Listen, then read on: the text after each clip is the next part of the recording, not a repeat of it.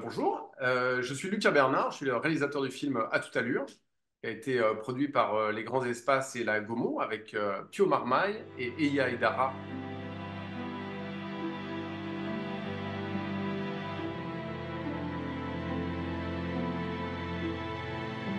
Tout commence une nuit de cyclone en Polynésie française, où ils se retrouvent dans le même hôtel, absolument cloués au sol et cloués au bar, des stewards et des pilotes d'avion et des marins qui sont là. Et les marins vont devoir embarquer très vite, mais quand même, il va se passer quelque chose entre une officier de marine et un steward, à tel point que le steward va lui emboîter le pas pour quand même la suivre parce qu'il trouve qu'elle part un peu vite. Et orage, tonnerre, éclair, il ne se rend pas bien compte de ce qui se passe, mais il la suit tellement de près qu'il finit par s'embarquer avec elle dans un sous-marin atomique et devenir, par le fait, passager clandestin dans ce sous-marin atomique.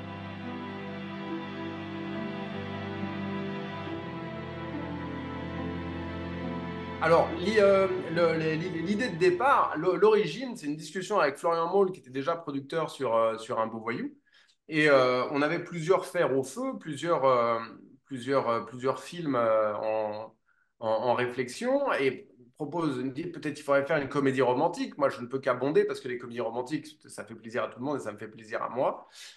Donc, bien sûr, mais je trouve ça très difficile de réussir des comédies romantiques. Et il avait cette idée de une hôtesse de l'air et un officier de sous-marin. Avec cette idée que du coup, ils sont séparés par le fait, ils sont séparés par l'air, la mer, ils sont séparés par des exigences professionnelles qui les éloignent l'un de l'autre. Et de là, beaucoup de choses pouvaient se passer. Et du coup, ça s'est fait très vite en un déjeuner en deux étapes. On a commencé par inverser les propositions, que ce soit plutôt un steward et une officier de sous-marin, parce que c'est plus original, ça avait moins été fait et on évitait quelque chose trappe du genre.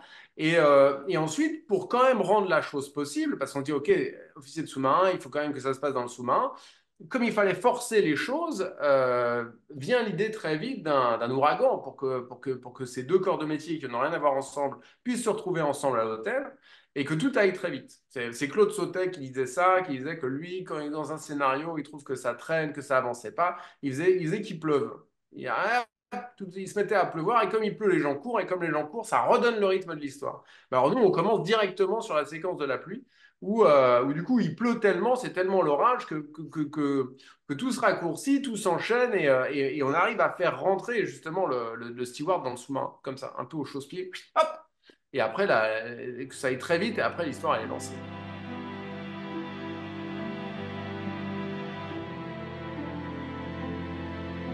Pour le prendre différemment, parce que du coup, je commence à avoir écrit un certain nombre de choses qui ont été tournées ou qui n'ont pas été tournées, mais du coup, je commence à avoir un petit peu de recul sur les zones de scénario où j'ai de la facilité.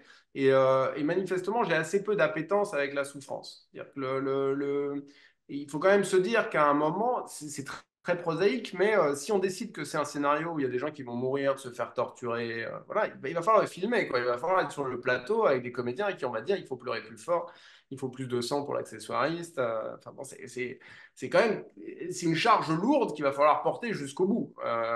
Et du coup, et puis il faut imaginer des méchants, il faut imaginer des gens sadiques. Et de fait, à partir du moment où on décide que ce soit une volonté ou que ce soit un penchant naturel, que dans le film, il n'y aura pas véritablement de méchants, et que du coup, la mécanique de l'histoire ne va pas être sur une abominable personne qu'il faut tuer dans une catharsis. Ça ramène toutes les histoires à une mécanique de comédie assez vite. Alors, de comédie hilarante ou pas hilarante, très drôle, pince sans rire, grinçante, toutes les couleurs sont possibles, mais de fait, on n'est pas dans le drame. On n'est pas dans un vrai drame qui va chercher au fond, qui va taper au fond les larmes et tout. Ce qui, par ailleurs, est un spectacle qui, moi, peut tout à fait me plaire. Il y a beaucoup de films qui me plaisent beaucoup. Je peux regarder des films très violents, ça n'a strictement rien à voir. Mais bon, voilà, moi, de fait, mon penchant, c'est plutôt d'aller vers quelque chose de léger et de sautillant. Je pense que même si je devais traiter des sujets graves, je finirais par les faire un peu avec un petit côté rigolard, quoi.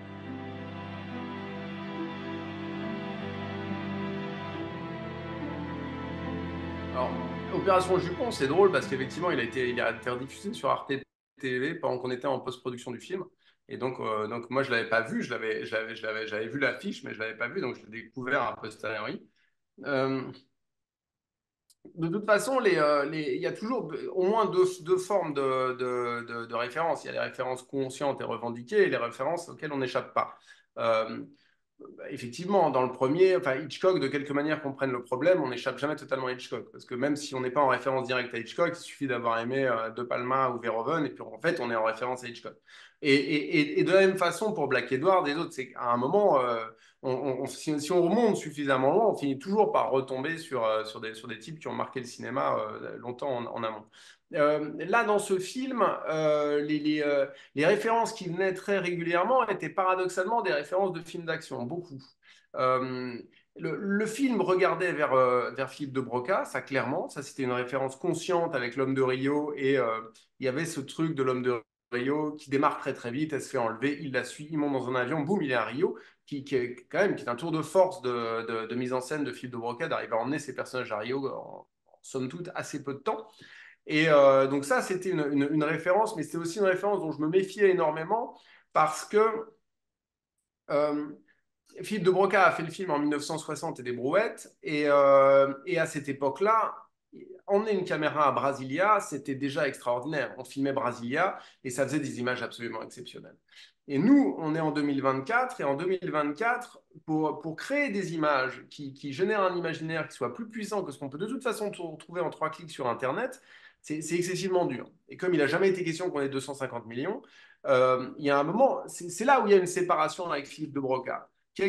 On se rejoint avec De Broca sur la question du raccourcissement de l'action, des ellipses, du fait de faire passer les, éléments, les personnages d'un décor à l'autre comme ça très très vite. Où ça, moi vraiment, j'ai beaucoup regardé ce qu'il a fait, et cette espèce de légèreté de ton que moi je trouve admirable chez lui. Mais pour le reste, on était sur des problématiques très différentes parce que le spectaculaire qu'il pouvait s'autoriser, nous, on peut pas, on n'y aurait pas eu accès. Et du coup, comme il fallait donner comment dire, au film un aspect comme ça un peu grandiose, un peu film de genre et d'aventure, avec l'équipe qui avait majoritairement mon âge, on parlait beaucoup de John McTiernan, on parlait beaucoup de Tony Scott.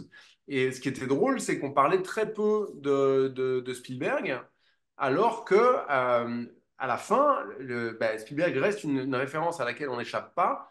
Et effectivement, le mouvement des quand même les voitures, les 4x4, on voyait bien que ça ressemblait à Jurassic Park, quoi. Mais c'était pas une référence dont on parlait beaucoup, hein.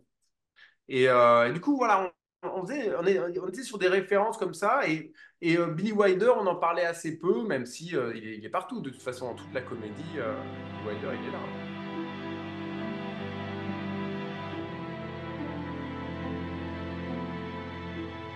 Bah, il y avait une exigence d'avoir un couple original.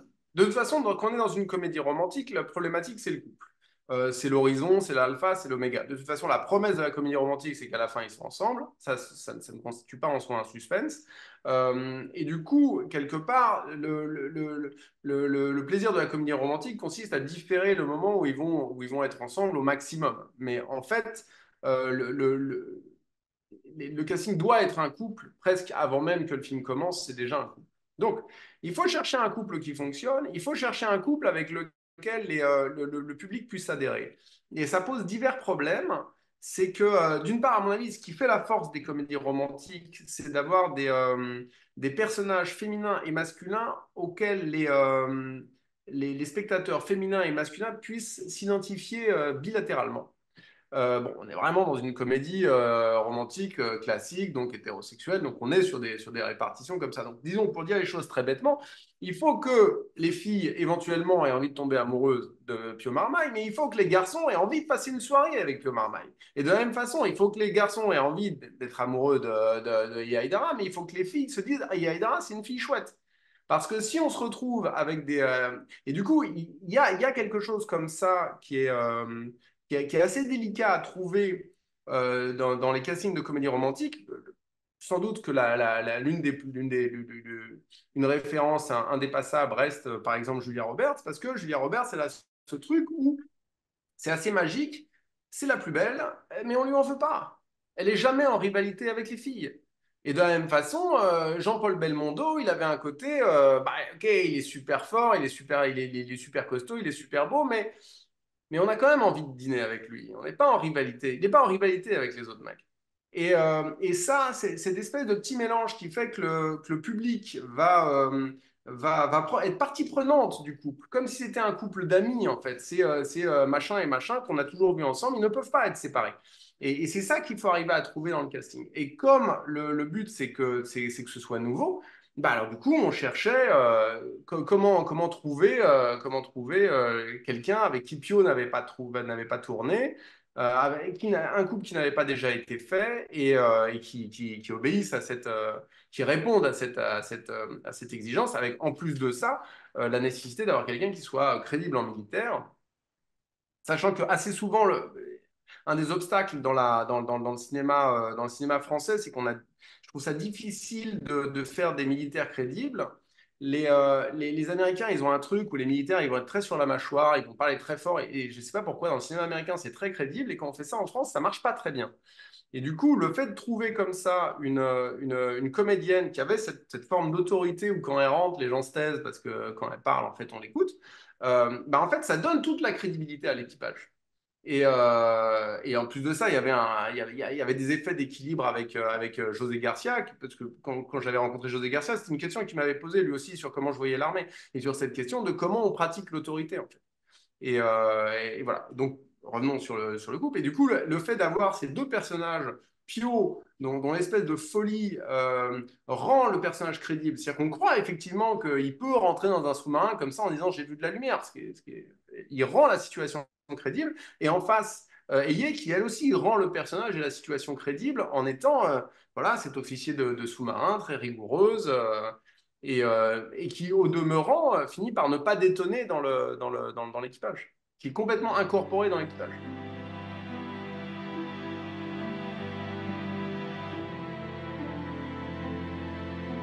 Ah bah en faisant des plans fixes hein, la plupart du temps, c'est-à-dire que oui, c'était des décors, on ne pouvait pas faire des grands mouvements d'appareil. On en a fait un petit peu, il y avait quelques petits travelling avant, petits travelling arrière. On avait quand même, bon, d'abord, j'avais des machinistes incroyables qui arrivaient à faire déplacer des caméras sur des petits rails, des trucs, des machins. J'avais quand même une équipe de dingue. Mais de toute façon, on était tenu, on était tenu par la hauteur du plafond. Il fallait aussi que les plans soient faisables au son. Parce que du coup, à percher, c'était un cauchemar. Du coup, il fallait qu'on trouve des combines pour que ça soit possible pour tout le monde. Et effectivement, ça amenait le découpage à être avec beaucoup de plans fixes ou presque fixes, avec juste des petits panoramiques de ci, de là. Et du coup, le fait d'avoir cette simplicité de découpage à l'arrivée, par contre, ça veut dire beaucoup, beaucoup, beaucoup de plans. Je crois qu'on est à 1200 plans. Ça mitraille pas mal, ouais. Mais ça mitraille sur des plans qui sont très posés, très fixes, en fait. Le film a une sensation de fixité calme comme ça parce que ça mitraille entre des plans fixes.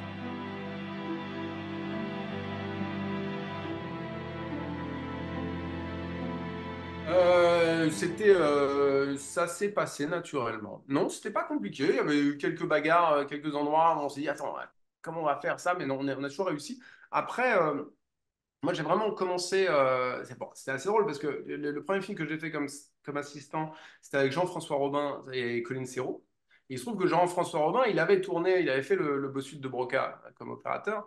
Du coup, j'étais un peu sur ces deux patronages où j'entendais son équipe qui parlait de Broca parce que de Broca, la vitesse, il faisait une prise par plan, et il rentrait dans le plan en disant, ouais, on passe à la suite. C'est le directeur de prod qui lui courait après en disant, non, on va quand même faire une deuxième prise. Ah, mais non, c'est bon. Ça avait l'air d'être un personnage assez incroyable. Et on tournait à la suite de Trois hommes et un couffin avec Colin Serrault, qui, alors elle était sur un niveau de vitesse de texte.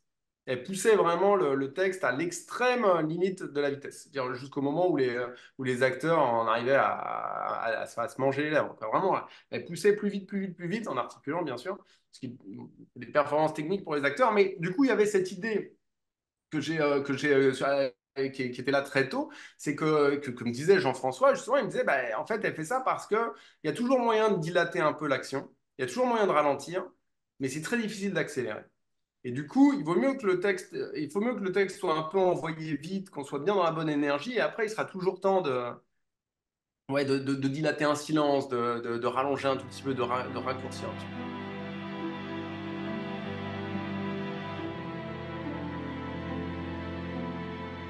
Moi, je suis absolument pas anxieux parce que moi, c'est les vacances, là. Maintenant, le film, il est fait, c'est plus, c'est presque plus de ma responsabilité. Moi, je suis très curieux de voir de le voir en salle avec des gens qui, du coup, connaissent peu de choses du film. Et de toute façon, ce sera un enseignement et je suis pas sûr que je serai aussi détendu la veille de la projection, hein, pour être tout à fait honnête. Mais là, vu d'ici, je me dis, bon, bah, non, allez, avec ta hein, c'est plus de mon ressort, quoi.